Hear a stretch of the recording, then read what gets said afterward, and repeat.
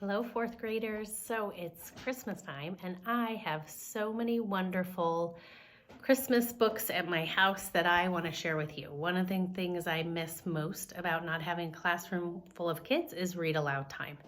So one of my goals is to make time for it and to share some of my favorite books with you. Tonight I'm going to start with a book called Night Tree by Eve Bunting.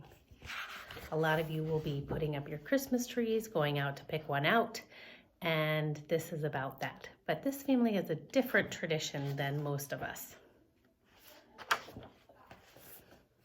On the night before Christmas, we always go to find our tree. We bundle up so we're warm. Nina is already wearing her boots that are too big for her. She has been wearing them all day. Dad sets our box in the back of the truck with the rest of his stuff, and the four of us squish into the front seat. We drive through the bright Christmas streets to where the dark and quiet begin.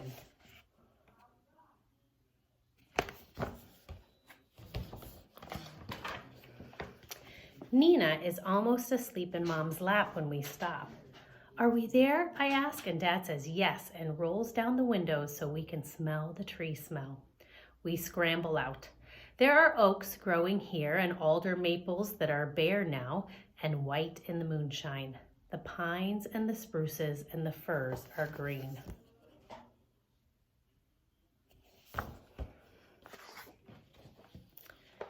This is called Luke's Forest, but Dad says it's not really a forest, just a forgotten place where our town ends. Dad goes first on the path between the trees carrying our box and the big red lantern. Mom and Nina go next, holding hands. I come last with the blanket. I guess it's hard to see because it's a little bit dark in here.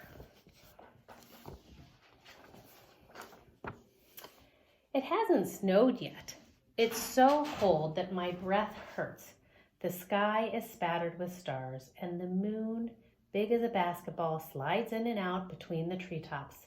Dad's lantern sweeps ahead. "Look," he whispers. We stop. A deer is watching us. I see the brightness of its eyes. Then it turns, and it's gone. See the deer? Hold on, I'm going to turn on a light.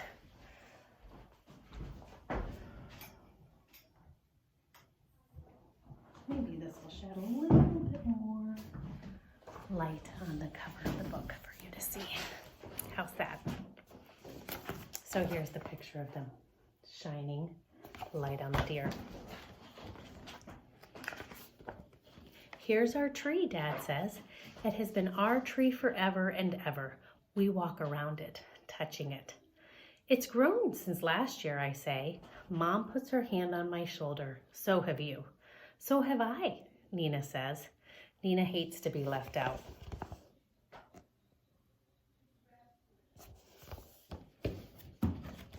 The pictures are already dark because this takes place at night. An owl hoots deep in the darkness. There are secrets all around us.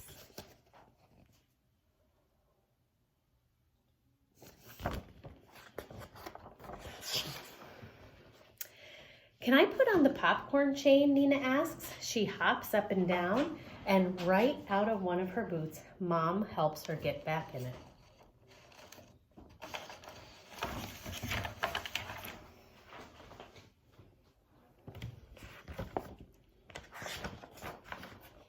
Nina takes one end of the chain and I take the other, and we wind it around our tree. We've brought apples and tangerines with strings on them, and we hang them from the branches. It's hard to hang string loops when you have gloves on, but it's too cold to take them off.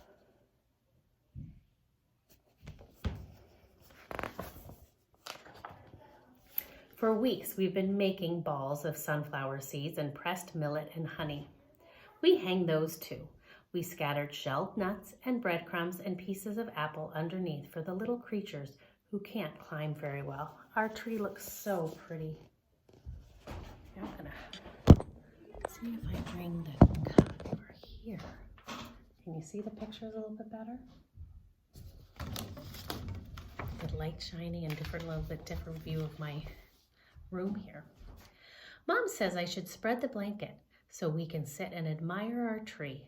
She has brought a thermos of hot chocolate.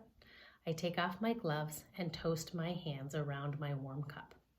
Dad turns off the lantern and we stay quiet, hoping some of the little animals will come while we're here, hoping the deer will come back.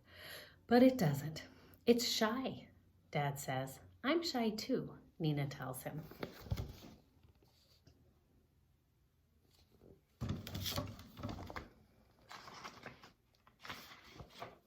Before we leave, she and I get to choose a Christmas carol to sing. I choose O Come All Ye Faithful. Nina chooses Old MacDonald Had a Farm. That's not a Christmas song, silly, I tell her, but Mom says it's fine and a very nice song too. We sing fast because there are a lot of verses and it's getting colder.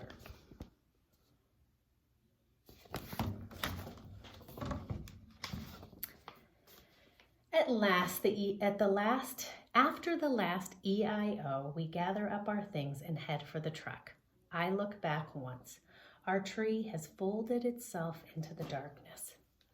But I think we can still see it still, stars caught in its branches and the moon swinging lopsided on top. Nina gets tired and Dad has to wrap her in the blanket and carry her. I carry my boots, her boots. I'm getting sleepy just thinking about it.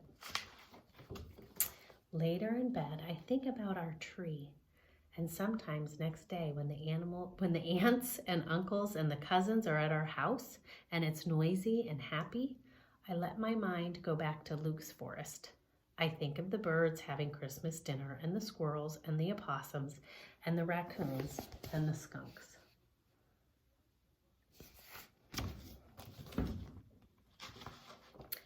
There might even be a bear because Dad says bears don't really sleep all winter. If one's going to wake up, I just bet it would wake up for Christmas. Maybe a fox has come, stepping high on its thin, sharp paws, and they're all there together, singing their own Christmas songs on Christmas Day around our tree. Look at this picture of all the animals around the tree.